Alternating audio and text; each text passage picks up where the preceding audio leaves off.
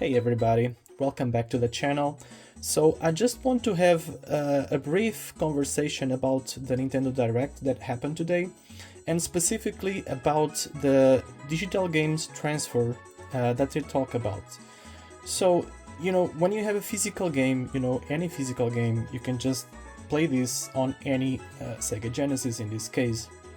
And it's the same with the Switch. If I have Zelda or any other game, I can just play it here, take the cartridge out and play it on the other console. So you cannot do this with digital games. So what Nintendo is trying to do is ease your way into digital games so that you don't feel as ripped off, because let's face it, it's a rip-off. If you have a digital game, you will be locked on your account and on your system. You can have more systems, yes, I know that, but you will be always locked on those specific systems and account. So what they want to do is to basically, if you have two accounts on different systems, you can transfer a game from one system, one account, to the other, and everything is done by like a folder that you have on your machine, specific location, where you have digital game cards, and you can lend those game cards. And if you do that, imagine that I'm playing Zelda on here and my friend doesn't have Zelda and says, "Hey, can I borrow your game?" I say, "Okay, I'll open my tab with the digital games and I transfer this game to him, and this game will be on his Nintendo Switch and will be on his game tab." The problem is, well, there are a lot of problems. First of all, I won't have my game, but that's the same with the cartridge. If I lend it, I won't have it. That's fair, I don't mind that. But you are still just lending your license to the other person. So what you're doing is you're giving permission for 10 days, because I think that's how much time you have, it's 10 days max.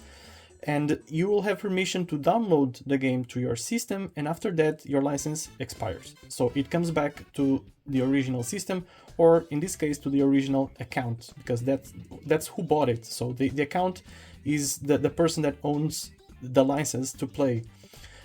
This has several problems, like you're still dependent on internet connection, you're still dependent on a license to be approved every time you want to play your digital game, because if you have a digital game, you need to be logged in your account, you need to be logged in so that game can be played on your system. So you are always dependent on the internet, and you will always have the same problem of any digital game. Okay, it's cool, you can lend a digital game, that's a new thing that didn't exist till now, and since Nintendo is very focused on portability, since all Nintendo Switch consoles are at least portable, like this one can also be docked, but this one cannot, but all of them at least are portable. So I think this is a way to, make a little bit more fun to share games, and I get it, I don't think it's a bad idea, okay? But I think they are trying to compare it to cartridges, and I believe that is the problem, because it's two totally different things, you cannot compare. And I made a video like some months ago talking about the idea that Nintendo has to make physical games to behave like digital games, in the sense that if you buy a cartridge and you install it in your Nintendo Switch, that game will be registered into your account or into your machine, I'm not really sure. So if you want to lend this to a friend, it will be logged out from your account and it will come to this one. And if they won't, it might not even work unless you have your account also logged in on the other machine. That's even more, that's horrible. It will in fact make physical games obsolete, The only advantage will be that you don't need an internet to download the game, so it will be on the cart and it's easier to transfer because it's much faster than the internet. Yeah, but I think Nintendo is trying to smoothly, enter a digital world, and this is a way of them, maybe make people, like digital a little bit more. So yeah, for me it's a no-go.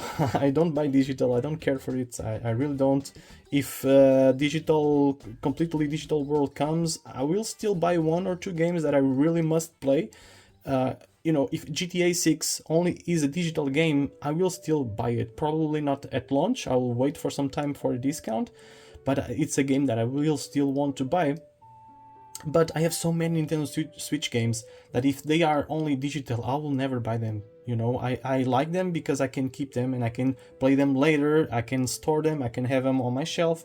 I love that aspect of gaming, but if it's only digital, I don't care. I'll just emulate in a few years later, so why would I buy it? You know, it doesn't make sense. So yeah, guys, I just wanted to talk a little bit about this. I think it's very interesting what Nintendo is doing here, and yeah, let me know what you guys think on the comments below. I'll catch you on the next one. Bye bye.